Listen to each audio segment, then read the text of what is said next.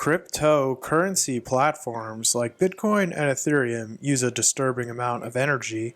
Because this has been covered before, I'm going to instead focus on a misconception regarding Filecoin specifically. At the time this video came out, Filecoin was estimated to use about 170 megawatts of power.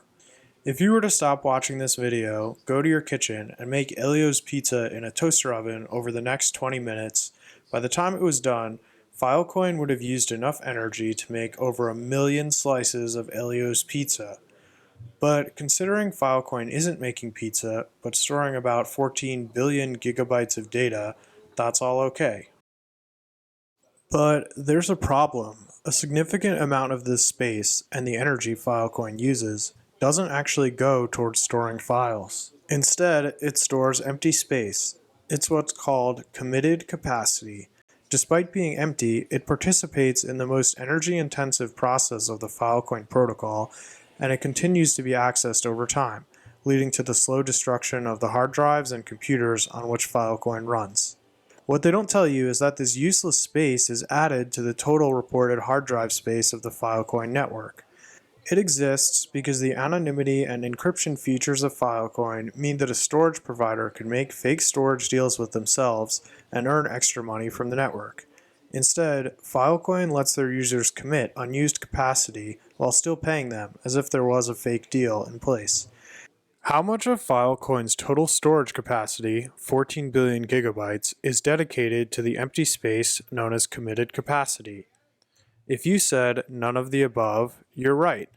99.95% of 14 billion gigabytes is committed capacity.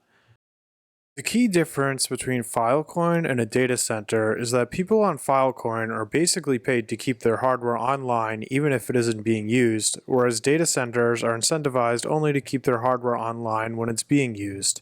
So although Filecoin has similar total numbers in storage space, most of it empty, and energy use compared to its data center equivalents, the majority of Filecoin's storage space, and therefore energy usage, go toward what might be considered useless work.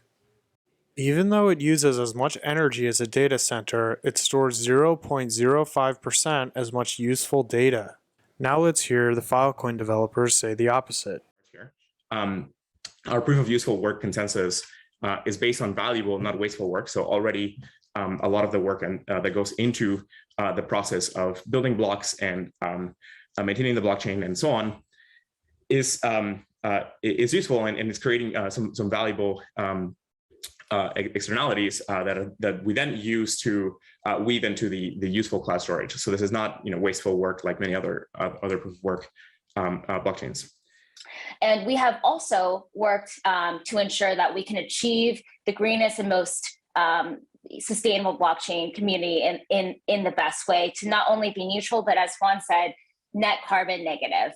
Committed capacity, which I'll look at in a minute, but that's basically empty storage, unused storage. If these things didn't exist, then you would find miners pretending to do deals. Oh, look, I've got a deal of these random bytes. And oh, isn't that nice? So there's no incentive for doing that. You can just store nothing and you can still earn rewards. This is a moving thing. These sectors are constantly expiring and being renewed. So even though the capacity might look big and the number of deals might look a lot smaller than that, especially now in the early stages of Filecoin, the signal there is that storage is real. It is being proven. There's serious hardware behind it. This network is ready to store large amounts of capacity. So that's an important signal. Can you tell us how much energy Filecoin uses right now? Like just kind of get a sense of the scale of what we're talking about. So our best guess right now is that it is something like 130 megawatts, something like that. That's the best estimate, right? Is about 130 megawatt hours, which is roughly 1% of Bitcoin, sort of based on the estimates that are out there. With the really important difference, right, that this is energy that's used to actually provide a service, right? This is actually used to store files. It's not just energy that is used to secure the chain, although it also does secure the chain. Filecoin has a capacity of about 0.5% of the rest of estimated data storage in DCs right now, and that energy use is also around 0.5%. So that's sort of the rough comparison you can make there right now. And you can compare that to global data centers and say, okay, Filecoin uses about 0.5% of the electricity that data centers across the world use. It also stores about 0.5% of the data that data centers across the world store. And so that's roughly in line, right? As a network, how much green energy has the network supported so far? Like, so what fraction of our energy use is green? I think so. In our first showcase, so our first demonstration, where we got a group of SPs together and said, okay, let's just try this. Let's take a bunch of SPs. Let's estimate their energy use over the sort of lifetime of their activity on Filecoin, and by recs corresponding to that energy use.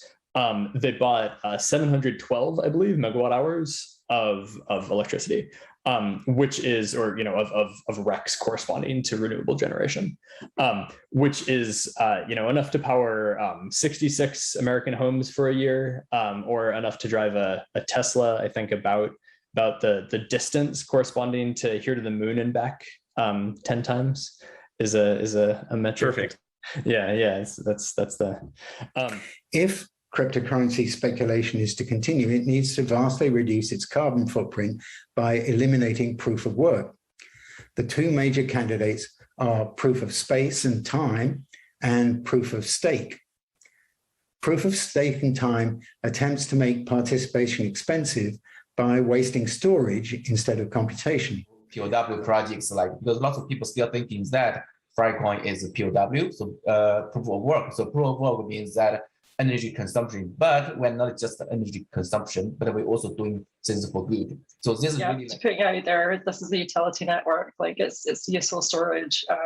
All of these things, kind of raising our voices more, and really kind of leaning into that messaging and making people aware, I think is going to be important. Right. So if you store data for clients, does environmental sustainability play a role in your talks with them? Kevin, do you want to kick off? Is that a kind of conversation that you're now having? Yeah, absolutely. When you say environmental sustainability and storing for clients or potential clients, that definitely comes up. I think all of the storage providers here would agree that there's this entire pitching process to explain to a potential storage customer what is Filecoin. And when the word blockchain or cryptocurrency inevitably comes up, there's these preconceived notions of Filecoin being some other proof of work like a network.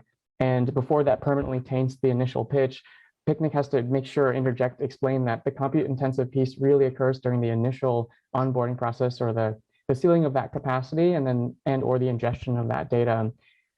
Then we explain that there's, the perks and benefits of Filecoin based storage. It's really, there's a little bit of that compute through the concept of the window post, the proof of space time that happens every 24 hours.